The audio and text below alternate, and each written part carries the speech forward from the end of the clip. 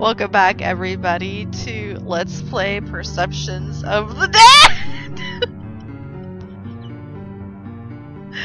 This time around, we're going to be doing the Phantom ice cream truck.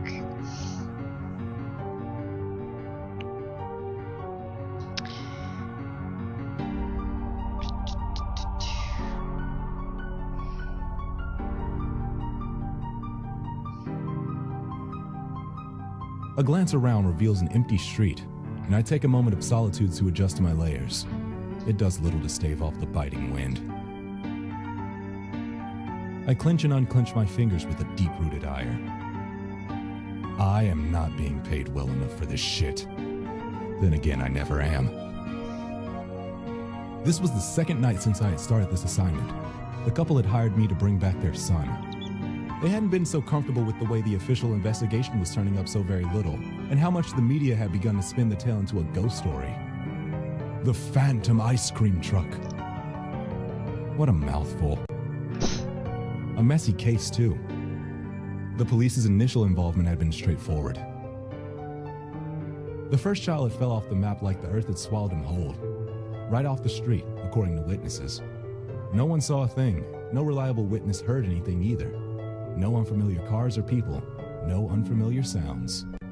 One moment he was in front of his parents' home, the next he was gone. It.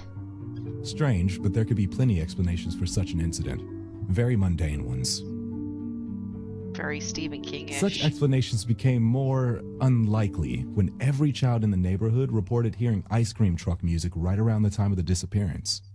Of course, without a single adult able to corroborate this mysterious music, the children's testimony was quickly dismissed. Still creepy, right? And oh so mysterious. Even more so when it happened again. Then a third time. It was the third parents who hired me. I never really figured out how my clients find me. It's not like I list my number anywhere or advertise. But somehow word of mouth leads to my phone ringing, and a familiar phrase to indicate it's for business. Ya, Fatan. I seek a pact with that which should not be. I know, it's a little trippy. It's from a book I had read back in college. A friend came up with the joke as his invocation of my aid. He must have used it dozens of times when we were younger, typically for a ride when he had been out drinking. I had become so used to it that when I first answered the phone and heard an unfamiliar voice say the phrase, I just kind of went with it. The next time it was the same. And then it became common. Where are you? We live in Rosterfield, Maine. I know it's a long way from where I heard about you, but can you help us? Will you pay the price? We will pay anything if you can bring back our son. The deal is struck. And with that, I called in sick to work. Told them I had the flu and would need a few days off. I was given shit about not getting my flu shot, but they didn't hassle me too much. That evening, I was on a plane.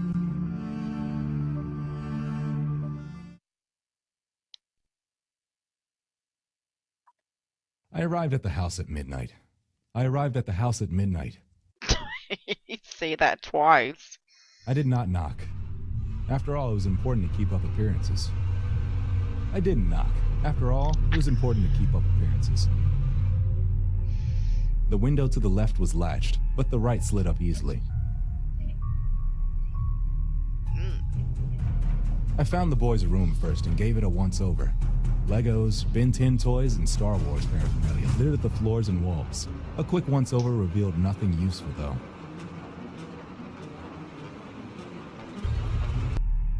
I sat on the foot of the bed for almost 10 minutes before one of them stirred. Oh my God! Normal reaction. I turn around slowly. I return for what has been lost. From you, I need 2 items. I need a photo and an article of clothing. Something thick with its smell. The woman stands up slowly, edging against the wall, then runs to the child's room. She returns with a dirty soccer jersey and a copy of a Lost flyer. The father remains paralyzed, his eyes locked with mine. Though likely, he is just staring into the shadow beneath my hood, hoping to see something there, something human, likely questioning his decision to hire me. Can you really find him?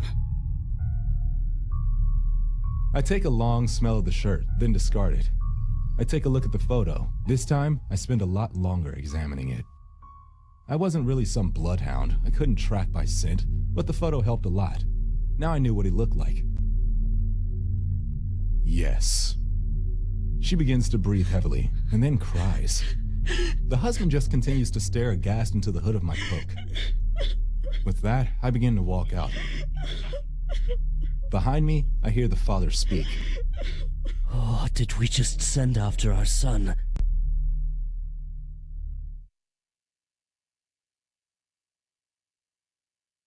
The first night had been uneventful. I had turned over the results of the police investigation and found myself wanting. Wanting what? Oh, anything resembling a lead. Did these people get paid to do this shit?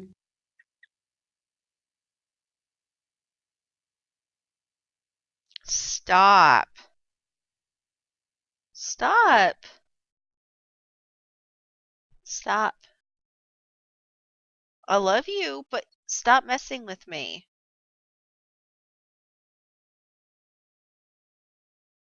I certainly didn't buy the superstitious who were already spreading stories about the ghostly ice cream truck. If a ghost were going to come back, it's very unlikely they would be scooting around in an ice cream truck. Talking to children had been painfully hard. My one fortune was that my attire left me more reminiscent of a slender man than a child molester. So the times I was chased away from children I tried to interview were not mistaken for solicitation. I shuddered violently at the thought. The children provided my first real clue. They described a tune, one that sounded like the type and consistency that an ice cream truck might have. Not that ice cream trucks were common these days. I was a little surprised these kids even knew what one was. Some were even able to hum and whistle the tune for me.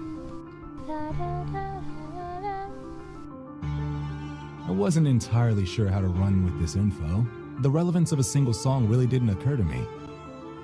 A small piece of the rest of the day was spent feeding myself and taking a nap as inconspicuously as possible.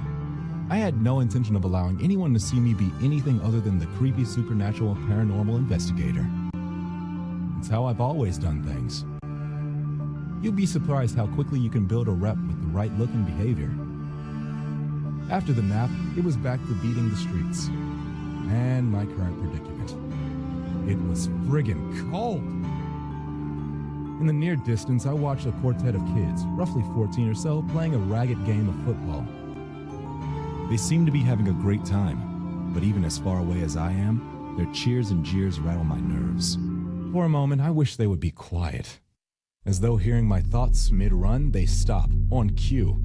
They stand up straight and begin to draw heavy, ragged breaths. A girl hugs the football to her chest as her eyes grow ever wider. I test reality for a moment. I wish I had a few thousand bitcoins. It occurs to me that I should have asked for something more easily checked. At the same time, it occurs to me that I didn't silence those kids.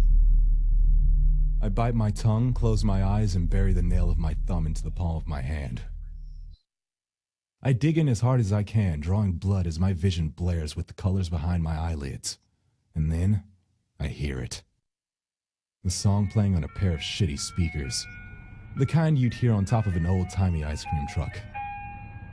My eyes flick open as I scan the horizon.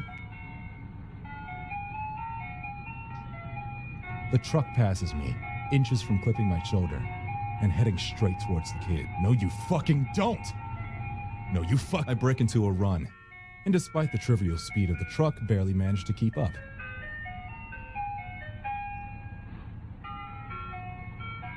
As the truck closes on the kids, it slows to a stop, and I finally begin to close the gap. Run on home, you kids. It's getting dark. This town isn't safe after dark. Getting dark? What is he talking about? The sun set hours ago. No sooner had the words crossed my mind when it all went black. For a few moments, I thought I had been knocked unconscious. Then my eyes began to adjust. I make out the faintest impression of light. Oh no. This isn't good. You kids better get in. I'll get you home safe. I watch helplessly moving through the dark like it was molasses. Shadows pass before the light as he ushers them into the truck. The truck lights blare into brilliance, and I hear the motor roar as the car begins to move forward at a pace more in keeping with a motor vehicle. I would lose it even if I were still able to move. No! No!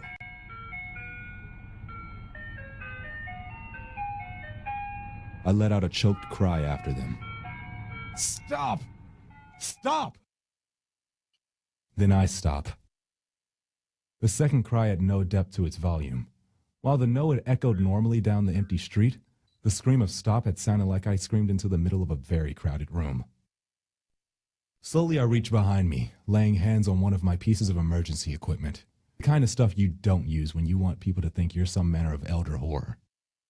I slowly bring it around, just as I feel the breath on my neck. With a whip, I crack the flare, seeing it burn red hot through my clenched eyes, and I hear the cacophony of screams. I open them. Thousands of twisted, naked heaps of malformed, demi-human flesh writhing in the agony of the light.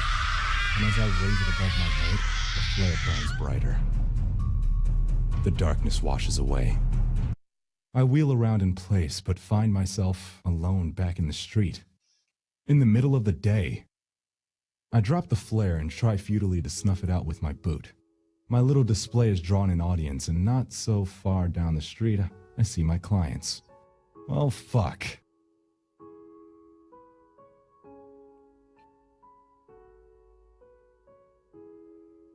So it's ghosts. I merely nod slowly. But you can still get him back? I nod again. But it's been over a week since you started searching. He hasn't eaten anything. I still couldn't wrap my mind around how much time had passed in the darkness. He will be fine. Time does not pass normally where he is. You know where he is? I nod. I'm going there tonight to get him back. They start crying. I'm not really sure what to do at this point, so I stand there, awkwardly, hoping that my layers give me more of the appearance of stoicism than an awkward penguin. Apparently it works. Thank you, thank you. Thank you so much. Thank you. I leave the building as they both chant thank you, like it was some kind of prayer. It's not the first time I'd heard that prayer. It's not the first time I had done this.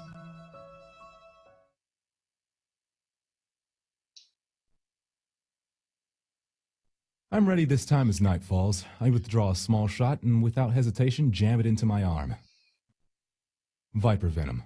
I had a friend back home who kept one as a pet. Weird kid. Milks the things. Sells the venom, mostly to medical facilities.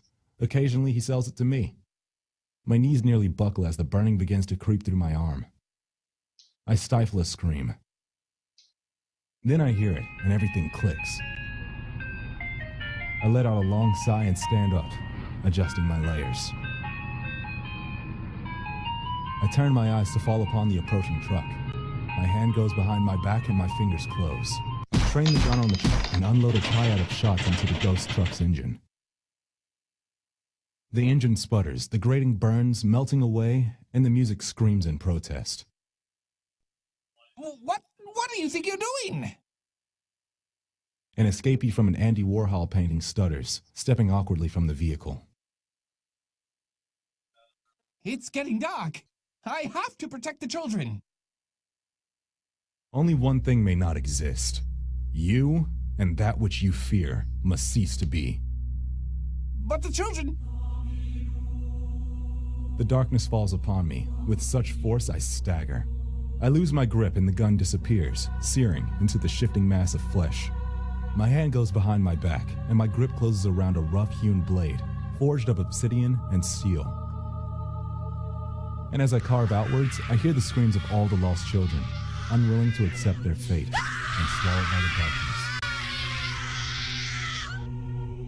darkness. Flesh tatters as I carve, burning away like paper, until finally, I lay into the man. No, you don't understand. I was just trying to help. I bury the blade into his throat. The cacophony resounds as the children who lost themselves in the darkness writhe, and I go about my work of freeing them all, just as I had freed this man.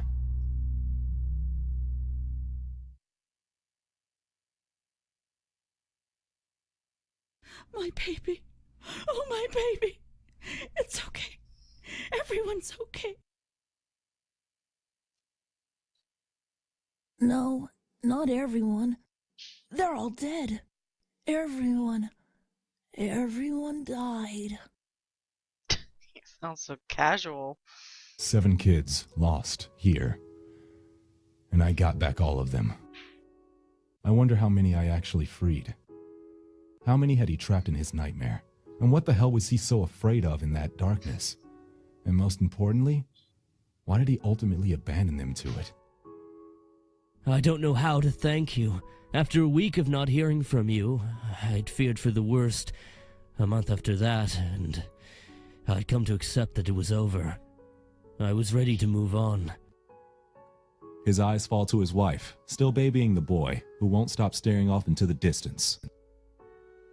She had faith, though. She said that you were an angel, or maybe a demon. She didn't care. She believed in you.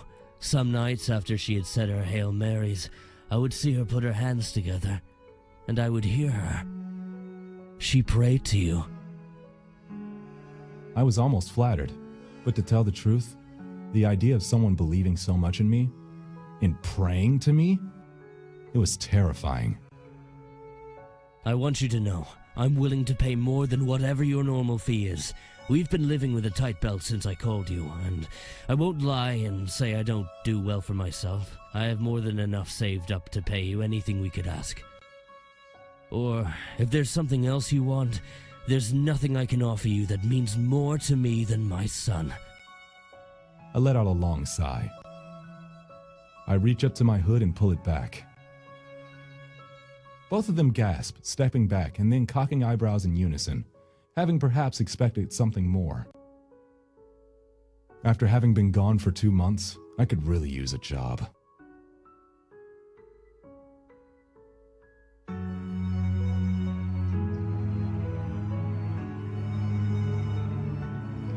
And that was the Phantom ice cream truck.